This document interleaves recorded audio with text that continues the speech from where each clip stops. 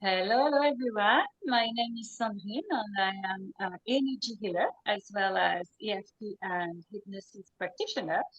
And I am part of the 7 project. And today I'm really happy to interview Mayda, who is the initiator of this wonderful project. So, hello, Mayda. Hi, Sandrine. Nice to see you again. Yeah, nice to see you. How are you? Fine, thank you. I'm spending a little bit of time with my dog, so if they can, like playing, they have been missing me a lot. So maybe they will come and visit during our interview. Thank you very much. Okay, mine too, actually. I hope she won't bark, but anyway. So can you share your journey with us and tell us what has inspired you to become a healer? That's a beautiful question. Thank you for asking. For me, it came like natural. For me, I inherited this. Like come from two families, very interesting Mexican families. One is an African lineage that lived in Veracruz, and my grandmother from that lineage is a Mexican witch. Like that's what she did as a professional witch. I think that she's calling us with the insect. And on the other side, it's my European side, and that's a side of Freemasons. So my grandfather was like super into philosophy, alchemy. He was Mm, studying like all these Asian philosophies. So I grew up with those both worlds. So for me, it was like kind of natural to be reading niche at when I was 12, right? Or to be mm, questioning really intensely life when I was 11, or to be around herbs and candles and incense, and it was a magical way to grow up. So I think that for me, it runs in my blood. It is a calling, but mm, it's also something that lives in my family. It lives in my culture a lot. In Mexico, we are very, very close to these traditions of healing. We will also always have the herbal remedy in our kitchen. We will always be like talking to the plants. We will be very close to shamanic paths. So for me, that was mm, natural. And when I grew up, it came as no surprise to everyone that I started studying Buddhism on one hand and Asian traditions, Tantra, and on the other hand, energy stuff like tarot readings, constellations, theta healing.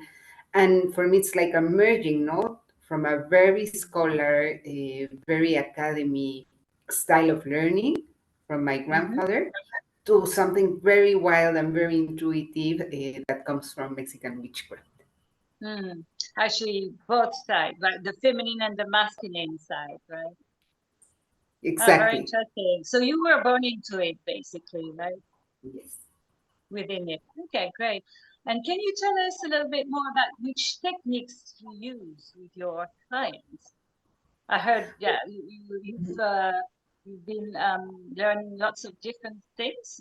So which techniques do you use personally and for I your think clients? I've developed more like my own methodology, like merging everything that I have learned. No, I have learned tarot, theta healing, family constellations, shadow Mm. work. I'm a very large fan of I Sorry, love mindfulness. you're cutting a Yes, little bit, Maida. You're cutting a little bit. that's okay. It's better. Yeah, now you're back. Yes. Thank you. So yes, a lot of path works. Right now, I am obsessed working with ancestors because I have been Right. called with ancestors a lot. I am being called to work with shadow work a lot, and I think that it's a reflection of the year that I have spent like going to very shadow places inside of myself. And I will always be fan of the tantric practices that help us work with our sexuality. So Mm-hmm. I merge all of these, and most of the time I work around sexuality and relationships because these are the two things that make me more passionate. So I bring that to the world, and my mission is to heal the feminine and the masculine so they can live in loving and caring relationships, starting with my own relationship. And this is the work that I use right now. Of Mm. course, in my personal life, you will see me like drawing oracles, doing tarot, doing like energy movements. But with my clients, my focus is shadow work, ancestral healing, and also tantric practices. Mm. Very interesting. And what advice do you give, or do you have for individuals seeking a genuine healer? Because there are many, many different methods and on the market. And so, what would you uh, give as an advice to people seeking? healing? My first advice is for everybody to keep up an open mind and an open body, and also to trust that you will always be where you have to be. I have Yeah. visited horrible healers, Mm, and that's amazing. That's exactly what I needed on the moment, right? yeah. And I have had a terrible therapist. This year I fired 7 therapists because I really thought that they were hurting me further. But I think that it was great that I sat with each of those and that I realized like this is not what I want, right? So open your mind and your curiosity and listen to your inner boundaries, right? If it's not resonating with you, well, maybe that's not the healer you need to work with. If this is something that it's not making you feel good about yourself, you should look for another therapist. But try. It's the process of life. We have to try Mm, in order to know. I think that the worst that can happen is not trying anything because we're too scared. And we have to trust also that we're always being guided by a bigger power that will take mm, care of us and will take us to the places and to the experiences that we need to live. I live with a philosophy in my mind that has taken me to wonderful adventures, not only with healers, but in life. I will not say no to anything because I rather say I tried and it was really bad than living mm, with the fear that I did not try. So try. Um, if you're resonating with that practice or with that healer, it's for a reason also. So yeah. just give yourself the opportunity to explore, and maybe you will find the best amazing thing the first time. Maybe it will Mm. take you more time, but just give yourself a chance. Be open. That would be my recommendation. Yeah, thank you very much. It resonates with me as well because sometimes it's a path itself, right? Making mistakes is also a way to learn, right, and to evolve. So I agree with what you said. Mm, Hmm. thank you. And then, how do cultural and spiritual beliefs influence your healing approach? I know you had you have Mexican witches, roots, and how does, for example, that would influence your practice? Yes, I have these very Mexican witchy roots. I have a lot of bonds with the tantric path. I don't know if they choose me or I choose them. And I Mm, believe that they are very similar. There are very basic philosophies in which everything was that's happening is welcomed, right? We will not mm, suppress anything. It's the reality. It's being at peace with it can suck sometimes. No? Life can be horrible sometimes. And the way that I embrace this with the practices that I do with my clients is trying to remember to help them remind this. This is a human experience. It's not supposed to be perfect all the time. It's not supposed to be painless. It's not supposed to be comfortable all the time. Of course, it's really nice when we're enjoying and we're happy, but there's some joy in the pain. So, being able to embrace this non dual path in which everything in the experience it's welcome, I think it's per se very healing because then you won't be resisting and you won't be fighting, especially parts of yourself. Because I think that our Western cultures want to have a life that it's curated and people that are curated, no, like it's okay if you're a very nice woman and if you're very cute and if you're very sexy, but it's not okay if you're angry, if you're a little bit harsh, if you are a little bit independent, right? For me, I try to embrace all of it and help my clients embrace all of it and make peace. You're controlling, that's amazing. There are Mm. some contexts in your life in which being controlling, it's what you need. You want to be a bitch, that's fine. There are sometimes that being a bitch is super playful and it's super fun and you get to enjoy it. So bringing these constant reminders to my clients, you're not broken, you're perfect the way that you are. Whatever is inside you can be in your service.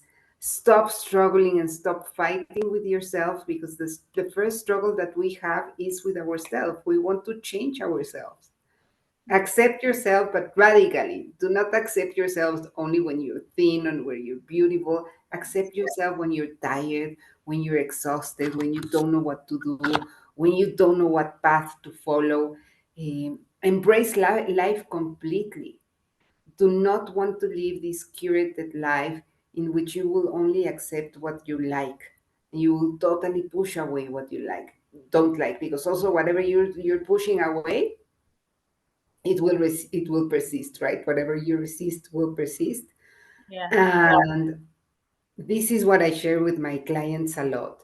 And they start building a sense of relaxation. They stop being at war with themselves. They start Mm. accepting themselves. And then when we start accepting ourselves, we start loving deeply, right? And this will reflect not only your relationship with yourself, but your relationship with others. I have noticed in myself how much more I am able to accept and love others even when they are in very dark places. And I think that that's beautiful, because I truly believe that we came here to love and to shine light between us. Mm. So the more that I get to love and accept myself, the more that I can love and accept the other ones when they are in dark spaces.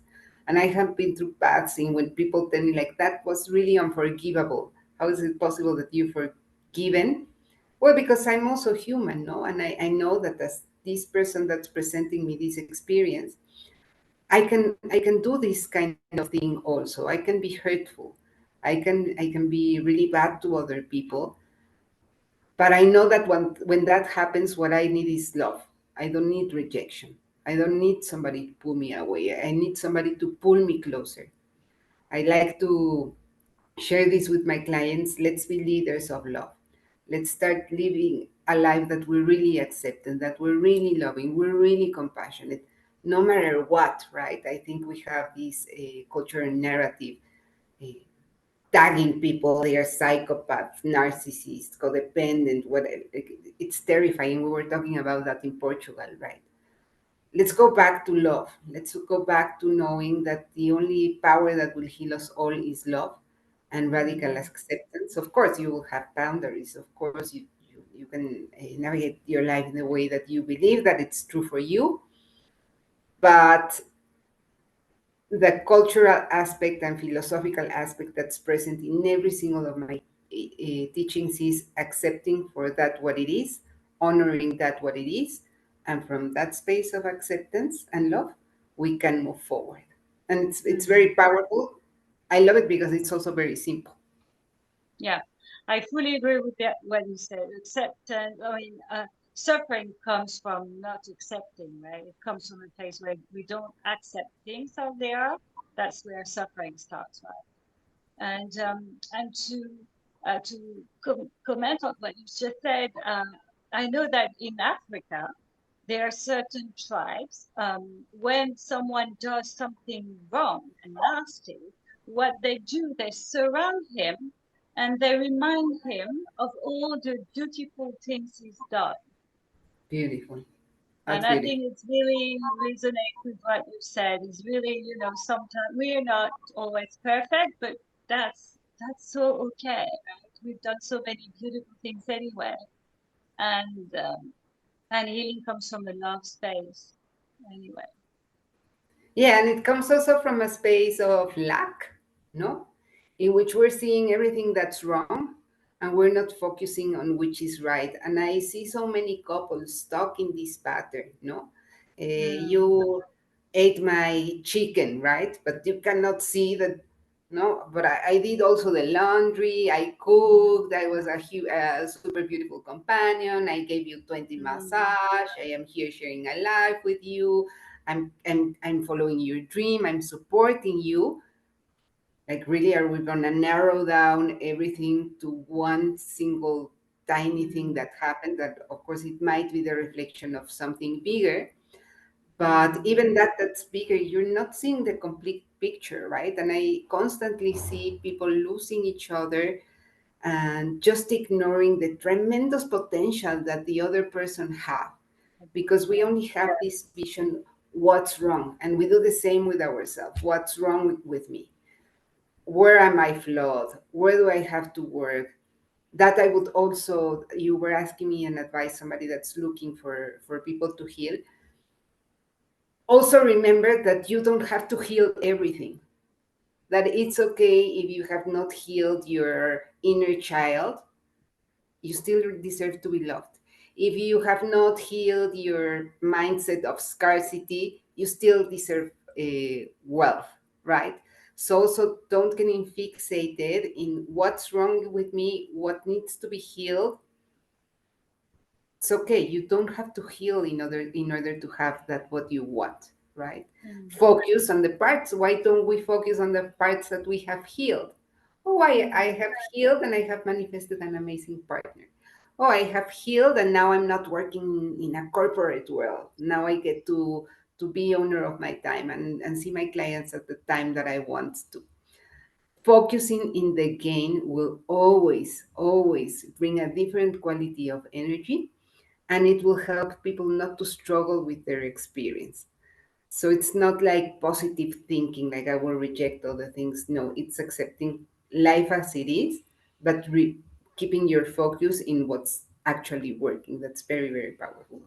yeah, it's very different, exactly. Thank you very much, Mayda. And how do you envision then the Seven Sisters project? As I was mentioning at the beginning, you are the initiator. So how do you envision it for yourself and for others maybe as well? I want this as space in which we can experience community and healing. No? This project, I started creating it without knowing. Like 6 months ago, I was navigating a breakup, and it was really tough because I was not in my country. I was in Australia, and I started traveling. I could not come back to Mexico, so I needed to start traveling, but I didn't want to travel alone because I was in a very vulnerable space. And in these travels, which were really intuitive, like it would be like somebody called me and told me that should go to Bali, or somebody called me and introduced me somebody that's going to Thailand, so I will go with her to Thailand without knowing her. That's Keegan. Um, Oh, Calling Jody, I'll go and stay in your house. Clara in Portugal, you the way that we met in Portugal. I just start meeting these amazing healers around the world that gave me a beautiful space and sense of community and were really, really kind for me. And I really want all of us to experience that once in a lifetime, this sense of community taking care of us, but also sharing our gifts. For me, it was really beautiful to be just sitting in an Airbnb and you showing up and telling me, okay, I'll put my hands and heal your heart, not expecting anything. It was only the journey of seeing somebody that's going through a struggle and sharing all my power, all my magic, all my healing with that person out of love. mm, So when I started thinking of this project, for me, this project is that having the social media platforms to share that if somebody is struggling with the world, being able to receive healing from someone that it's doesn't have a second intention, it's not trying to sell you something, it's not a masterclass that will trap you to buy the next workshop.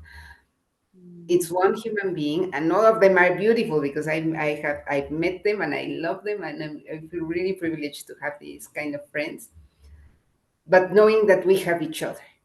So if you're watching this channel, know that we've got you. Know that we will share our healings at our best of our capacity, because sometimes we procrastinate, sometimes we don't know how the technology works. We're trying to do this the best possible. Eh, but we want to share with you our gifts, and we want you to feel always taken care of, loved, accompanied. You're not alone in this path. You're not alone in this life. We are all part of a community, and we're here to share love. And this is what we're here to do in Seven Sisters. Hopefully. Thank you so much. I love what you just said. It really resonates the idea of giving and not expecting anything in return. Just giving with our hearts open, and this is really what drove me as well to this project and to you. So thank you for initiating this. Really, Mayda. Thank you very much for being part of this. And then maybe last, is there anything that you want to add before we finish? Yes, like coming a little bit back to what we were talking with, an invitation to all of us, no? To be kind of to each other. We are Mm, all struggling in some way or another. Be kind with the people that you see on the streets. Give them a break. Be kind to yourself. I know that this sounds like a cliche, but really don't give you a hard time. This year has been really intense for many people, starting with me, but many people around me have been struggling so much. Hopefully, next year it's going to be easier. But yes, the invitation is, let's create community. Let's don't start this mindset of competition. I have to be better than you. I have to have my own mm, channel. I need to have success of my own. Let's build communities in which we can all thrive. Let's help each other. Let's build solid projects. And I truly believe that we're going to see an amazing change in the world. mm. Thank you. Me too. Well, thank you very much for your time and for what you shared with us, Maida. And thank you for watching. And then we speak soon. Thank you very much. See you around. Bye bye. Bye bye.